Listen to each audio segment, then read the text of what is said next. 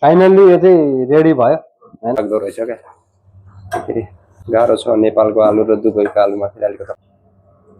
bus welcome back to another vlog म vlogger Topi भाइ र मैले आज चाहिँ आज 2 दिन छुट्टी मेरो ईद हैन भर्खर ईद त्यही भएर चाहिँ मैले स्पेसल्ली अचार बनाउन गइरहेको छु हैन र अचार चाहिँ म लोकल स्टाइलको अचार चाहिँ बनाउँ भनेर चाहिँ गइरहेको छु तपाईहरुले जुन भिडियो चाहिँ लास्टसम्म हेर्दिनु होला र म यसलाई छिले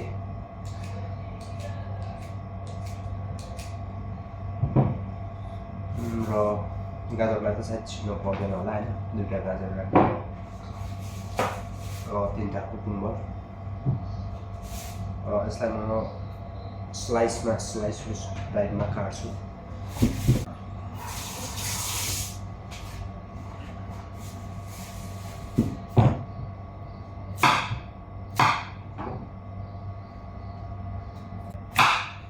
यसरी 3 पिस काटे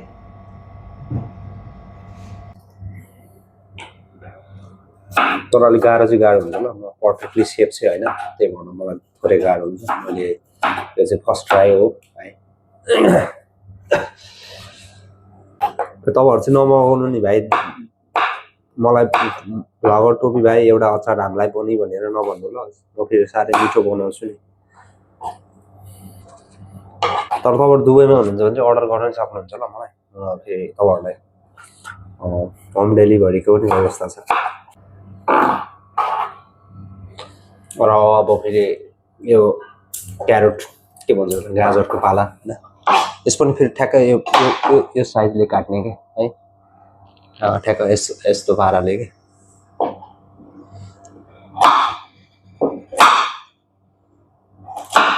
तर म भन्दा पनि तपाईहरु ट्यालेन्ट हुनुहुन्छ होला सायद तपाईहरुले मलाई सिकाउनु म फेरि अर्कोचोटि तपाईहरुको स्टाइलले बनाउँछु ल कमेन्ट गर्नु होला तपाईहरुले राउन्डमा काट्नु राउन्ड राम्रो हुँदैन तपाईहरुले काट्दाखेरि ठ्याक्क यो आकारले यो स्टाइलले चाहिँ काट्नु होला है मैले फेरि नेपाली स्टाइलले बनाउन लाए तपाईहरु फेरि आफ्नो स्टाइलले आफ्नो कल्चरल स्टाइलले हैन फरक टाइपले पनि बनाउन सक्छ होला मैले चाहिँ फेरि प्योर मेरो एउटा हामीले बनाउने गाउँमा लोकल स्टाइलले चाहिँ बनाउन लागिरहेको छु ब्लग बनाइरहेको छु अचार लोकल टाइपको अचार बनाउन लागिरहेको छु मैले सँगै उसमा दाल बसाल्दै न उसमा भर्खर उठेको भाइ भर्खर उठेको कुकुम्बर हैन र यसलाई पनि स्लाइसमा र यसको सकेसम्म भित्रको भाग चाहिँ नहाल्दा यो भित्रको भाग हाल्यो भने चाहिँ धेरै पानी निक्लिन्छ यो भित्रको भाग चाहिँ यो चाहिँ नहाल्दा राम्रो है तर फेरि अर्कै हुन्छ फेरि यो चाहिँ दुबईको कपडा हैन यस्तो खालको हुन्छ यो भन्दा ठुलो मैले देखाएको छैन यहाँनिर खाँदा राम्रो सकेसम्म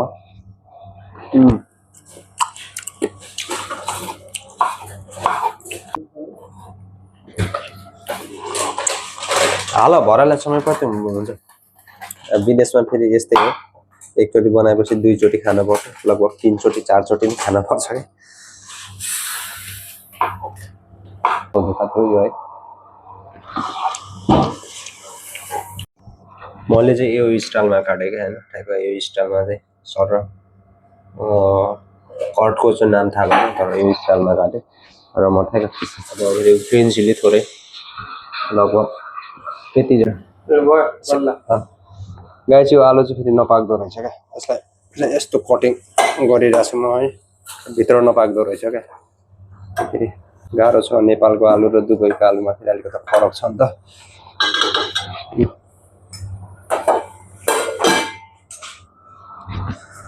यहीँ राख्दै ल मैले चिल्लीलाई चाहिँ यसरी कटिङ गरेँ र यसलाई म थोरै पखाल्छु हामीलाई दिभा होइन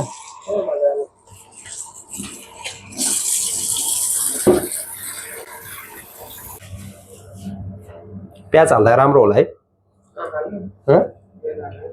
थोरै एउटा काटेर हाल्दिनु पर्छ प्याज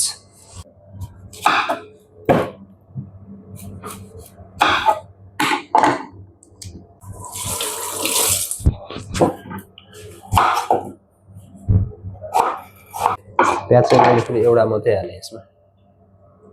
बस ढिलो हुने भयो मैले यसलाई यसमा हाल्न त चाहे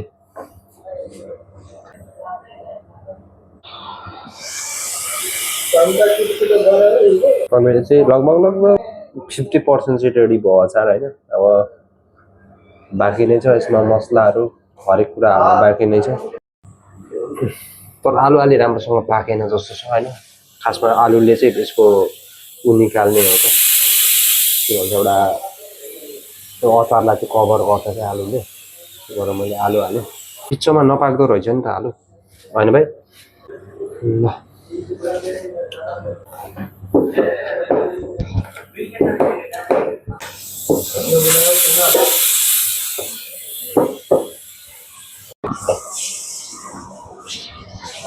फेरि चर्को होला नुन यति मात्रै हालेँ मैले नुन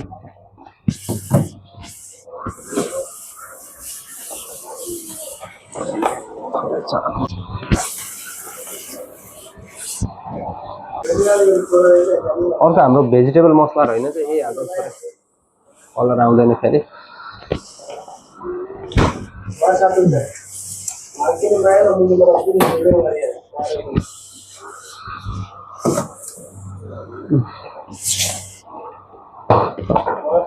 हुन्छ चाहिँ कस्तो अचार अरे प्याज हामीसँग रेट उ छ नि सँगमा होइन यही रहेछ भयो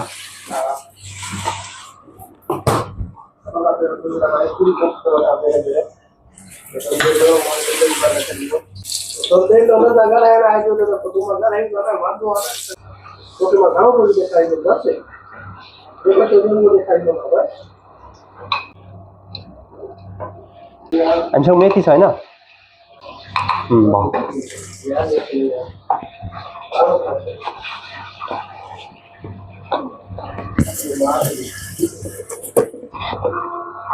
तर धेरै पिरो हुन्छ होला है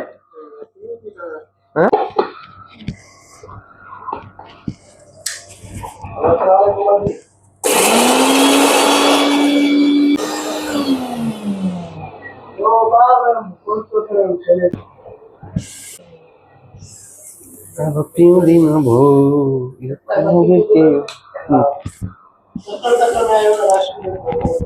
असलै यहीँ हराउँदो रहेछ फेरि छादु चुवाई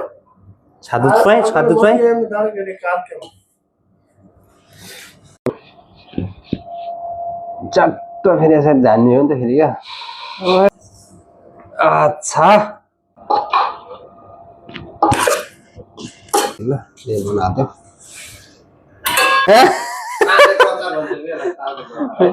यो मैले खासमा यो मैले बनाउने अचार हो क्या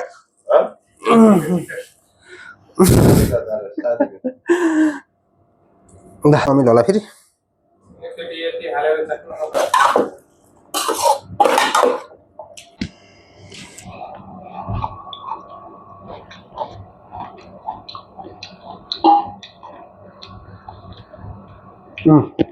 हजुर तर चाहनु त नुन लाइन फेरि अहिले ट्राई गर्नुपर्छ फेरि नुन लाइन झन् थोरै थपौँ ल के छ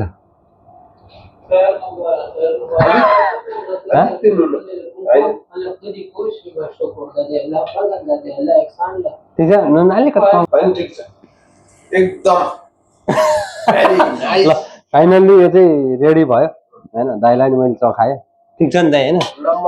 नम्बर 1 ल गाइज देखो यो चाहिँ लोकल स्टाइलको अचार होइन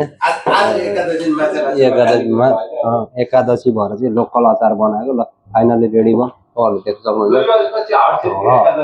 खासमा चाहिँ होइन तर मैले बनाएँ तपाईँहरू हेरिदिनु होला र कस्तो लाग्यो कमेन्ट गरिदिनु होला र यो मन पऱ्यो भने म अर्को खालको एउटा चिकन रेसिपीको अचारको भिडियो लिएर आउनेछु हस्त धन्यवाद भ्लगर टोपी भाइलाई सब्सक्राइब गरिदिनु होला माया गरिदिनु होला र हस्त धन्यवाद